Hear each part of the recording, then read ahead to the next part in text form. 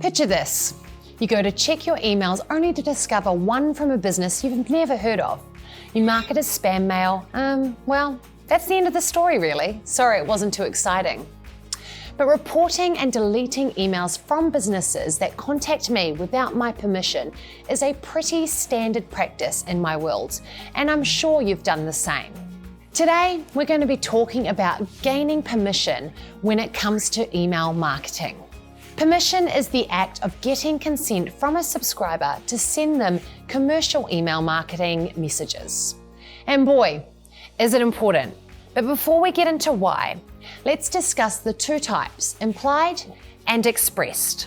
Implied permission is when you have an existing business relationship with them already. For example, they've reached out to you via your Contact Us form on your website. This action that they have taken implies that they would be happy to receive communications from you. However, the laws of the world are changing in favour of the privacy-conscious consumer to make express permission the standard needed before a business reaches out. Express permission is granted when somebody specifically gives you permission to send them email campaigns, likely by entering their email address in a subscribe form on your website. These opt-in forms often pop up the first time you visit a site, sometimes with a discount code if you do hand your email over. These little pop-ups are a big deal. Gaining express permission benefits both the business and the recipient.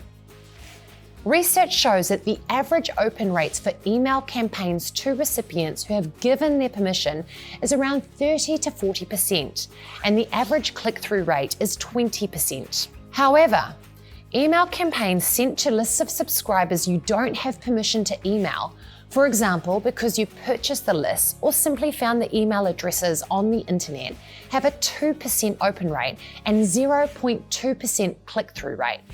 On top of that, businesses who do send unwarranted emails have a risk of being marked as spam by Gmail and other email providers if enough people report you.